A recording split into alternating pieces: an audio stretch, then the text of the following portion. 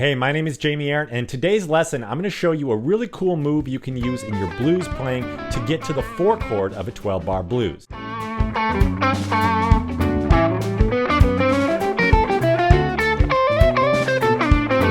Now, in a standard 12-bar blues, the 4 chord comes on the 5th bar, but I'm going to show you something that you can do in the 4th bar of the blues, leading into that 5th bar to make our landing on the 4 chord sound more interesting and really make it sound like you've gone somewhere new. This is a technique used by jazz players a lot. You may have heard jazz guitar players like Grant Green or Wes Montgomery use this technique, but we're actually going to draw inspiration from blues guitar players who are influenced by jazz, players like Robben Ford, Chris Cain, and I'll show you exactly how this works and how it's related to something you're actually already doing. We're going to look at this through both the lens of the chords, the harmony underneath, and then I'll show you a bunch of lick examples where you can use these licks, drop them into your blues playing, get the scales underneath your fingers, and then start coming up with your own lines. And if you'd like a PDF of all these chord shapes and tab of all the licks, check out my Patreon page where you can get a transcription of this lesson, as well as other exclusive lesson videos, transcriptions of my YouTube lessons, and a monthly Zoom group lesson. So if you're playing a typical 12-bar blues, you're going to be playing the 1 chord for the first 4 bars. 1, 2, 3, 4, 2, 2, 3, 4, 3, 2, 3, 4, 4, 2, 3, 4. And then in the 5th bar, that's where we go to the 4 chord. This is a blues in the key of A. So our 1 chord is going to be A7, our 4 chord is going to be D7. Now, sometimes in the blues, you'll do the quick change where you go to the 4 chord briefly in the 2nd bar. We're not going to do this for this example. We're really focusing on the sound of changing to the 4 chord in bar 5. So the first thing we're going to do is we're going to insert a 2-5-1. Now, if you're not familiar with the 2-5-1, I have a video that explains how a 2-5-1 works. It's a very common chord progression in jazz. But the basic purpose and the basic principle is a 2-5-1 progression is a way to set up a landing. Often it's the landing to return to our 1 chord or our tonic chord. But in this case, we're going to set up our 4 chord to sound like it's our new 1 chord, our home. So we're playing our blues, we have an A7, but we're going to play the 2 chord of D7. That's E minor to an A7 into our D7. So this 2-5-1 sets up a little bit of tension, so when we land on our 4 chord, it sounds like our new home. It sounds like we're really intentionally landing there. Because as I say in my other video, the 2 chord sets up the progression, the 5 chord is our point of tension, and our 1 chord is coming home. In this case, a temporary home, it'll be our 4 chord. So in this example, we're going from our 1 chord,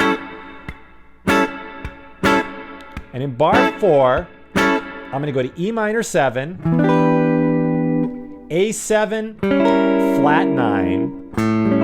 That flat 9 is a note that's not in our key. We're using it as a bit of extra tension. So it really sounds like when we land on our D9 on our 4 chord, we've really landed back home.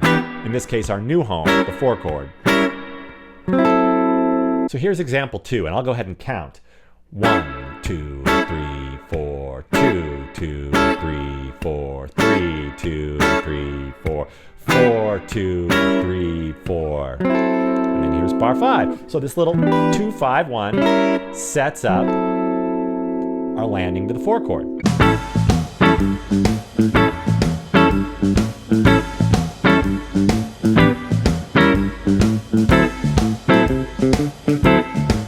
But we can actually just ditch the 2 chord altogether and make that 4th bar an altered dominant chord. An altered dominant chord is a dominant 7 chord, usually functioning as a 5 chord that contains one or more of the following notes: the flat 5, the sharp 5, the flat 9, or the sharp 9. These notes are outside of our key and they're added for extra tension, so when we land on the 1 chord, it sounds really more intentional and more final. So what we're doing is we're going to be playing an A7 for our 1 chord, because that's our home key. And then in bar 4, we're going to play A7 sharp 5. That's one of our altered tones. Now, that's going to lead us to our 4 chord, D7. Now you might be thinking, well, what is this? This is just the 1 chord with the sharp 5. But we're actually thinking of this as a secondary dominant chord. I also did a video on secondary dominance. I'll link it below. So we're thinking of this A7 sharp 5 not as our 1 chord, but now as the 5 chord to our 4 chord. And now our 4 chord is kind of our new 1 chord for 2 bars. So the way to make an A7 sharp 5 is just make A7, here's our fifth, we're gonna raise it, and you get this kind of sound. So we got something like this. Here's example 3.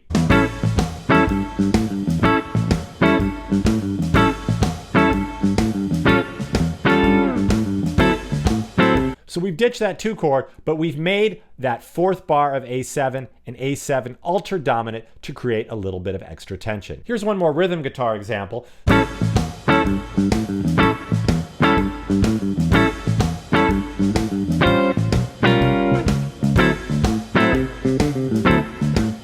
This time, we're gonna do 2 different A7 altered dominant chords in that 4th bar. We're gonna first do A7 sharp 5, sharp 9. So we got our flat 7 here, our 3rd. This is our sharp 5, right? Because E would be our 5. So just like the last example, here's the sharp 5, and the pinky is going to go up on the 8th fret. That's a sharp 9. And you may have heard Robben Ford use this chord. He uses it a lot. So then once we do A7 sharp 5, sharp 9, we're going to take that pinky, move it down 2 frets, right? This would be the sharp 9, 7th fret would be the natural 9, 6th fret is the flat 9. And this is an A7 sharp 5, flat 9. We have our root, our flat 7, our 3rd, our sharp 5, and our flat 9. And here's something cool, and here's why this works. A little bit of the theory behind it. You're gonna notice something and think, oh my goodness, I've been doing this already for years. How did I not realize? If we take this little cluster, we'll ditch the root right now, and if we take this little 7 sharp 5 flat 9 shape and move it down a half step, hey, wait a second, that's the D9 voicing we've been using. It's just a half step away. So you might think, well, wait a second, isn't this just E flat 9? And the answer is yes. If we had an E flat in our root of the chord, this would be an E flat 9 chord, going to a D9. So if you've been playing blues for a while and you're used to playing your chords, you're probably already doing this thing where when you go to the 4 chord, you do a half step slide. Something like that, right? And the reason that you're probably doing that is because it just sounds good.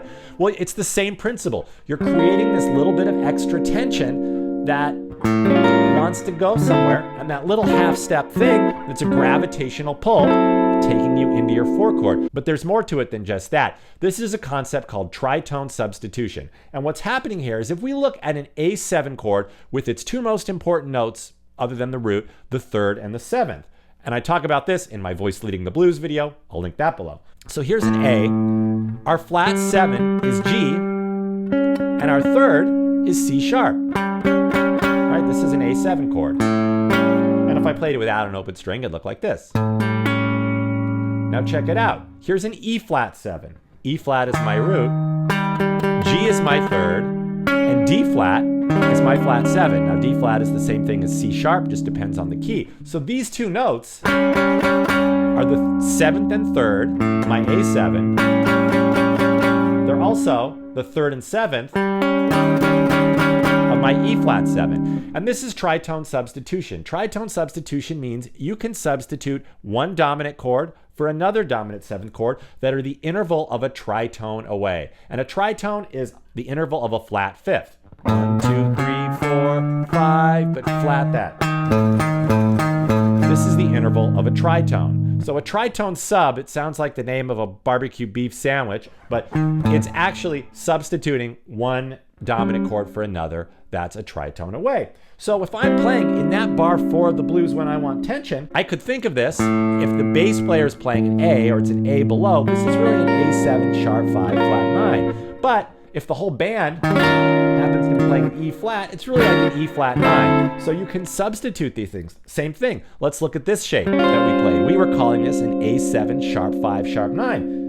But if we put an E flat in the bass, it's an E flat 13. Anytime that you're going into the 4 chord, if you're coming up from a half step above, you're just using tritone substitution. And this is a great way to create some tension that leads into the 4 chord. And once again, I have to stress that even if you're playing with a band that's just strictly playing the 1 chord, the 4 chord, and the 5 chord, you can superimpose these chords and these licks over it and create the sound of the 2-5-1 or just the alternate dominant 7, that's the 5 chord of the 4 chord.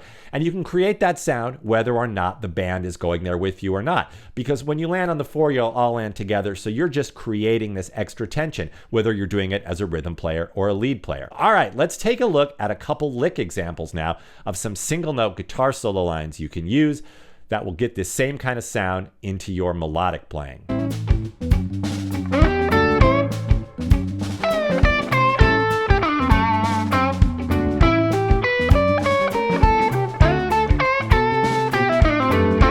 So here in example 5, we're going to be playing blues. You can improvise whatever you want over the first 3 bars.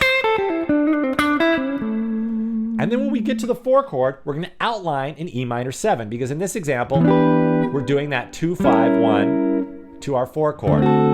So when we get over our 2 chord, which is just going to last 2 beats of the measure, we're splitting that 4th bar. 2 beats is going to be E minor 7. And we're just going to outline the E minor 7 with an E minor 7 arpeggio. There's the root, E, there's G, that's the flatted 3rd, B is the 5th, D is the flatted 7. And then we're going to walk down to C sharp, 9th fret of your high E string, that's the 3rd of your A7 chord. 6th fret, there's your flat 9, so we're creating that little bit of tension with the flat 9, not in our key, it's an altered tone. To the root of A7, A, to the flatted 7th of A7. This is our G natural. It's living on the 8th fret of the B string. So far we have. And then when we get to beat 1 of bar 5 of the blues, our D7 bar, we're going to land just a half step lower, 7th fret of the B string. This is an F sharp. And that's the 3rd of D7. So you can see I can highlight these chords.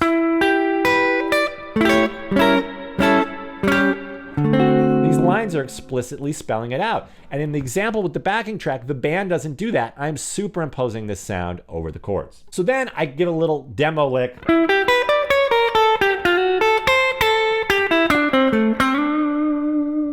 Once you land on that 4 chord.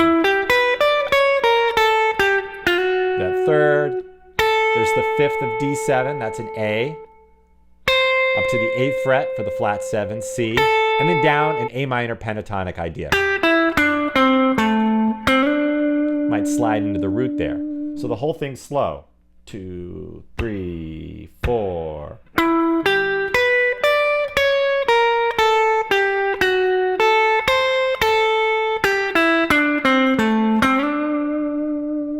So even without a backing track, you can hear the sound of this 2-5-1 lick taking you to the 4 chord. I really like the sound of some of these more complex scales mixed with the sound of the blues. So if you create this sound on the 4th bar of your blues, but then hit them with some real stock blues licks at the D7 on the 5th bar, you've created this great juxtaposition of 2 things that I think go together really well and really emphasize and bring out the sound of the blues on the 4 chord. So in our next examples, we're going to do the idea where we're just treating bar 4 as an altered dominant chord. We're going to ditch the 2 in the 2-5-1 and just think of that bar as an altered chord, like an A7, sharp 5, sharp 9, sharp 5, flat 9, just a flat 9, etc. This is a scale that you can use for tension to create altered sounds.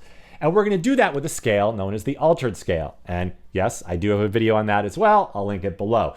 So the altered scale is a monomelodic minor. Let me show you the scale and the fingering.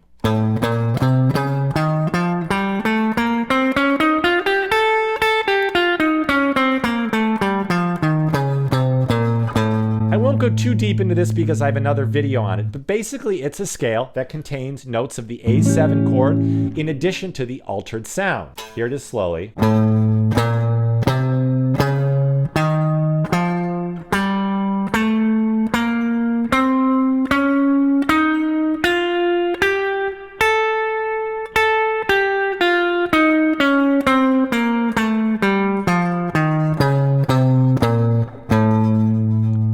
Play that scale over the 4th bar of the blues, you'll be highlighting all those altered tones, the flat 5, the sharp 5, the flat 9, the sharp 9, as well as chord tones of the A7 chord. You'll really create that tension, and then you can slide back into your A minor pentatonic or a chord tone of D7 when you get to bar 5, when you land on that D7 chord, and it's really going to highlight that change. So example 7 is another 2-5-1 lick. This time we're really going to be leaning into that altered chord sound for the second half of bar 4 when we're doing the 5 of the 2-5-1. So the full lick sounds like this.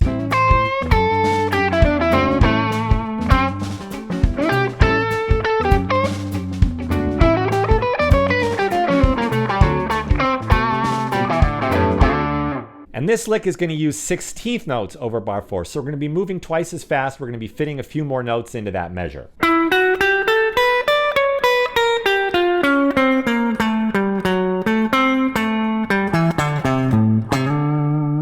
So over our E minor, we're just thinking of an E minor scale like E Dorian. So I'm thinking E, F sharp, G, A, B, D, C sharp, and B. All those notes are in an E minor 7 chord. It's coming from the E Dorian mode. And our little altered lick, it's going to fit over this chord, sounds like this.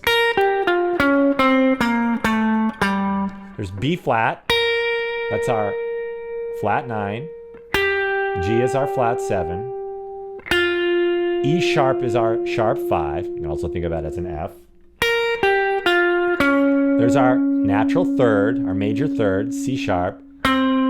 C, we're thinking of that really as B sharp, our sharp 9. There's our flat 9, B flat. Root, A7 is A, so there's our root. There's our flat 7.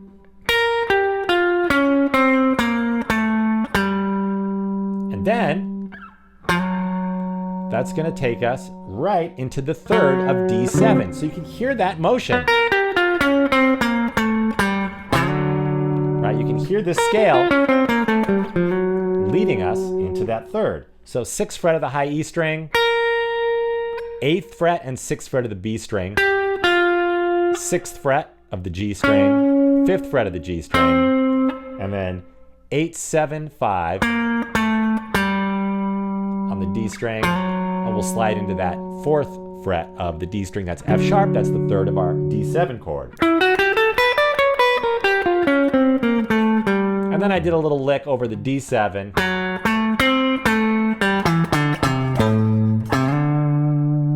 Where I go F sharp, A to C. Those are just chord tones. It's just an arpeggio built off the third. And then down minor pentatonic.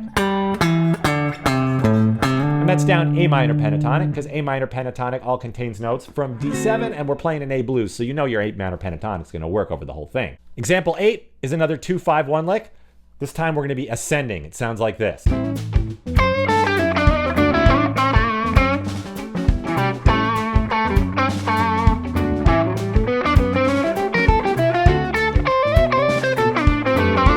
here it is slow.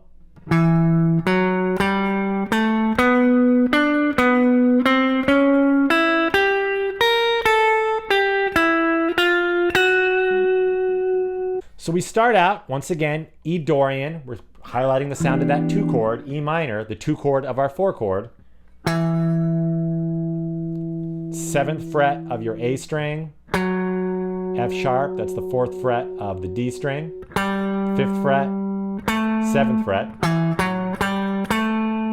Then on our G string, 4th fret, 7th fret, and we're going to do a little enclosure, a little chromatic walk up to C sharp, which is the third of our A7. We're going to hit that note right when we land on A7. And if you're curious about chromaticism and enclosures, I also have a video on that you can check out.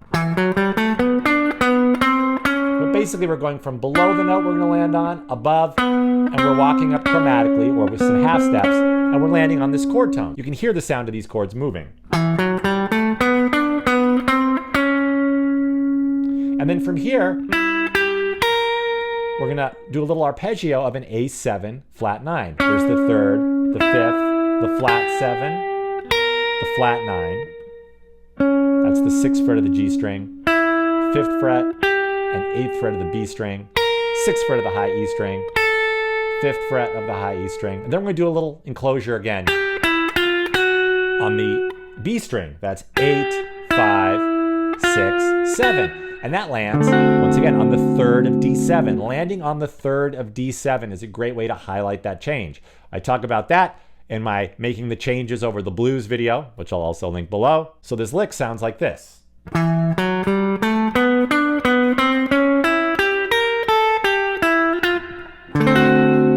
All right, in example 9, we're ditching highlighting the 2 chord. We're going to treat the entire bar as if it's just a big altered dominant chord acting as the 5 chord of the 4 chord.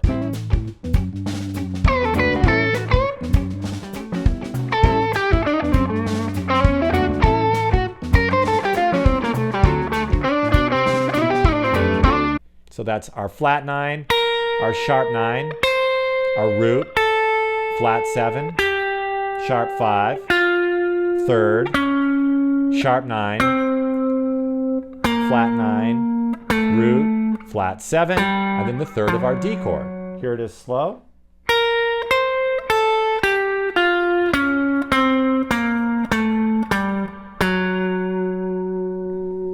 And with the frets, that's the high E string 6, 8, 5. Then on the B string, 8, 6, G string, 6, 5, D string, 8, 7, 5, 4. So all these licks can be little tools in your toolbox that you can use to create tension. Whether or not the band goes there with you, you can superimpose these lines. And it's a great way to get a little more sophisticated sound into your blues playing, a la Robben Ford or Chris Cain or Kirk Fletcher or Josh Smith. And if you do these kind of things, you don't need to have the band do it with you. I want to emphasize that again. It's something that you can do as a soloist to create a different kind of landscape of your playing, so when you land on the 4 chord, you've created this tension. Now, I absolutely love the sound of this altered scale then resolving into blues when you land on the 4 chord. It's kind of like peanut butter and jelly, 2 very different things that go together well. So I kind of like to take the listener's ear, make him a little more uncomfortable, or a little bit of tension in the music, a little dissonance that then gets resolved when we land on the 4 chord, which makes our landing on the 4 chord sound that much more important. So if you like this lesson, please follow, subscribe, like, and support me on Patreon, especially if you'd like a tab PDF of this lesson. Once again, my name is Jamie Arent, and thank you for watching. Stay tuned for more video lessons.